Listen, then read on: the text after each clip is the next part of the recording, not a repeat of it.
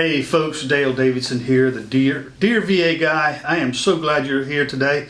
Lately I've been doing some videos on some pretty complicated things. Today I thought we would get back to the basics. In this video we're going to be talking about VA pension benefits, which a lot of people call them aid and attendance. And these are primarily benefits for a couple or a surviving spouse. So surviving spouses out there, if your husband was in a qualifying wartime period, then please stay tuned and watch this video to the end, because you can receive some benefits. So exactly how much are we kind of talking about here? So there's 3 levels, and always remember, by the way, VA benefits always belong to the veteran. Okay, so with a veteran and spouse, you get a higher amount. Okay, that's, I don't know, $2,500, $2,600, $2,700. And for a veteran without a spouse, then that benefit is reduced to about $2,200. And then the surviving spouse, that benefit is reduced to about $1,400. So it's a good benefit, and that's paid monthly. Okay, and it's income tax free, and it's paid monthly for lifetime. Okay, so what are some of the how do I qualify, Dale? How do I qualify? So first of all, the veteran has had to have, an honorable discharge. Could not have been dishonorably discharged. Could have had a medical discharge. Okay, so you have had to have served during a qualifying wartime period, and that's 1 day during a qualifying wartime period.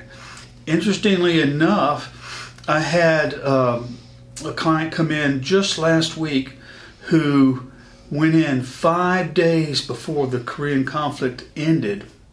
Okay, served the full 90 days afterwards, but was in there 5 days prior to the conflict ending and qualifying, because you've got to serve at least 1 day during a qualifying wartime period, and that individual did 5 days before the deadline. So there's some special rules about Vietnam.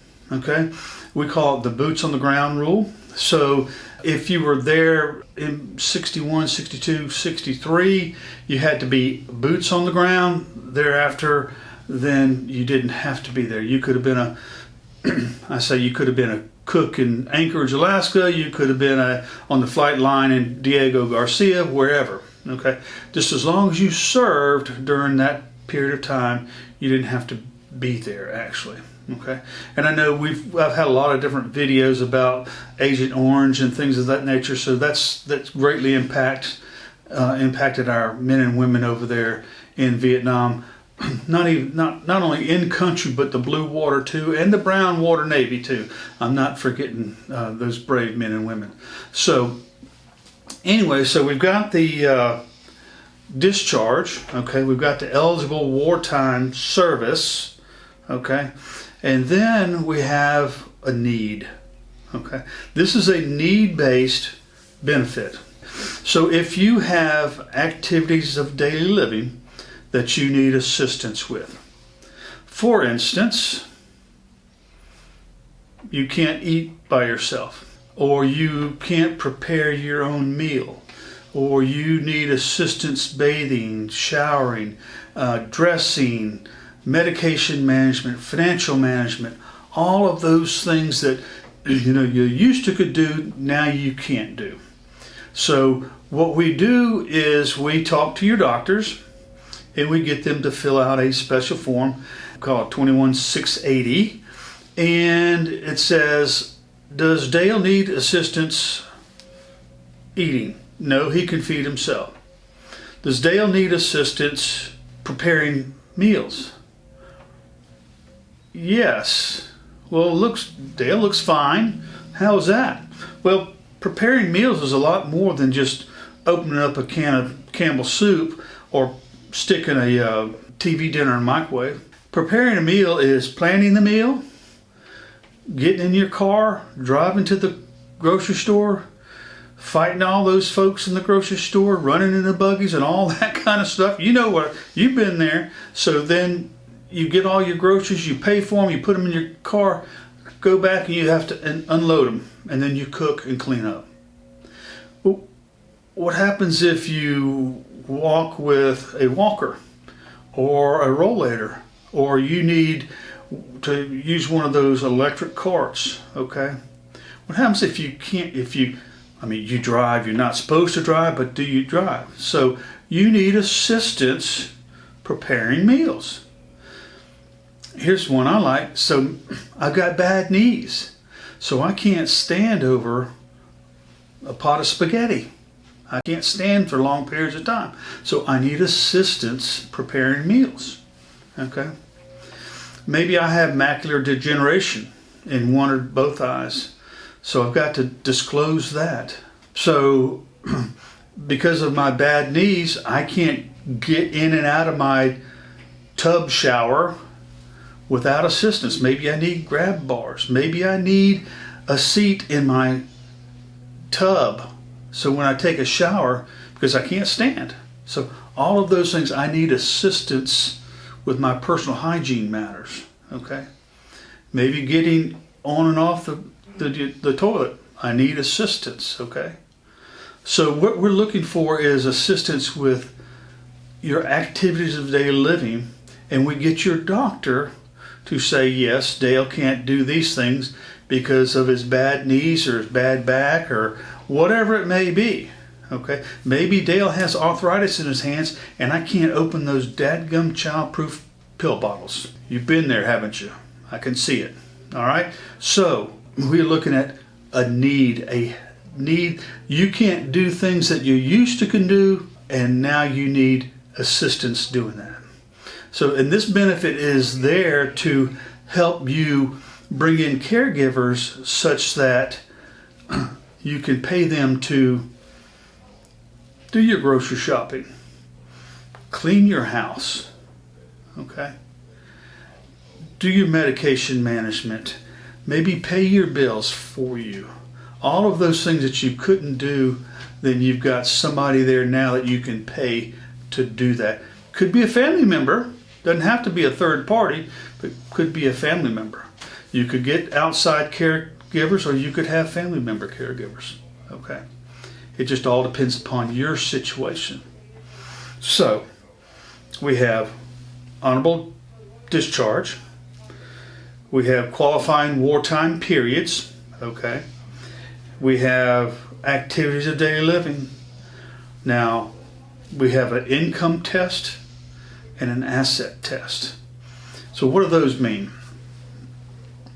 If you make too much money and you have too many assets, then the VA says you need to pay for your caregiving yourself.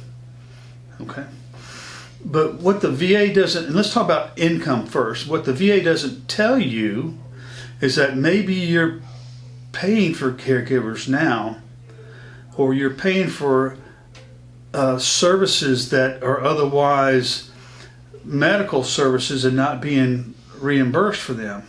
So you get to deduct those from your income for VA purposes. Example, Dale makes $1,500 a month in Social Security. That's all I get. But I pay $170.60 to Medicare. I get to deduct that from my $1,500 and to determine if I'm over the income limit. Now, what are the income limits? Let me back up.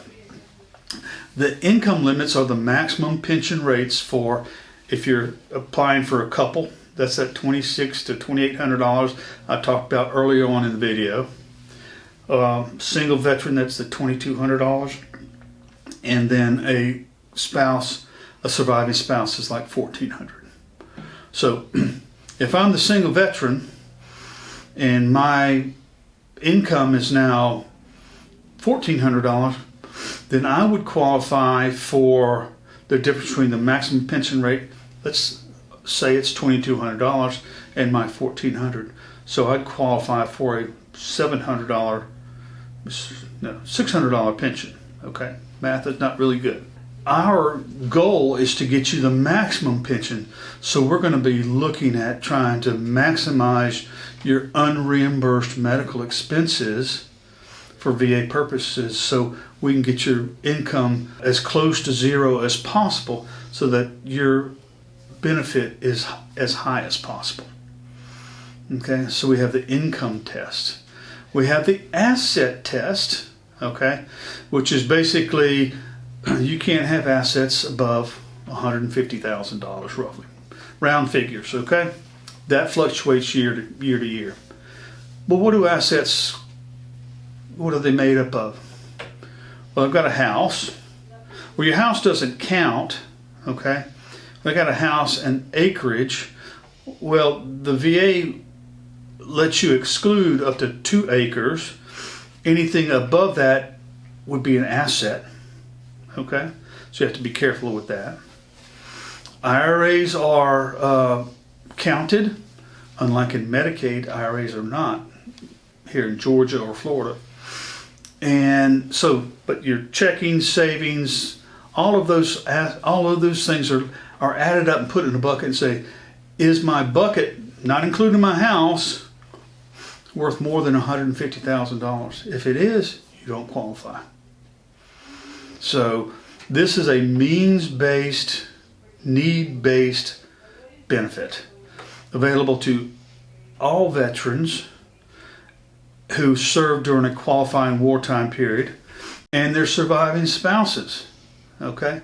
So the trick is, did you serve in a qualifying wartime period? Most everybody is honorable discharge. I've only run across a couple that have less than an honorable discharge. And then we have to deal with activities of daily living. Most people that are above 65 have some kind of limitations. If you're in your upper 70s, low 80s, you've got even more limitations usually. So we use those limitations to demonstrate to the VA that you need this benefit. And then we look at what kind of unreimbursed medical expenses do you have so that we can lower your income, thereby maximizing your pension amount. Is it worth going through the hassle of the VA? Absolutely. Think about this. I've got clients who've been receiving this benefit for 5 years. There's a couple. Just on average, if it's $24,000, $25,000 a year, that's a lot of money that goes to their health, their well-being, and their care that family members didn't have to come out of pocket for and pay.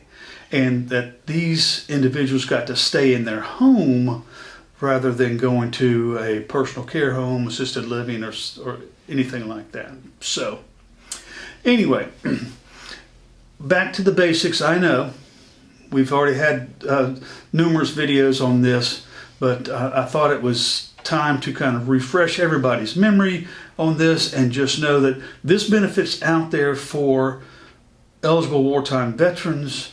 By the way, you didn't have to have served on the front line. Okay, want to make that clear. You didn't have to have been injured.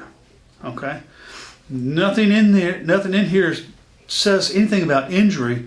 It's all about activities of daily living and a need. Okay, so you served, you have a need, you qualify, you get the benefit. So simple as that. Again, folks, thank you for watching here. Hey, check out this video, VA benefits for your spouse, for your surviving spouse, and that can give you a lot of good insight into what's available if you were to predecease your spouse, what's available to your surviving spouse. So until next time, be blessed.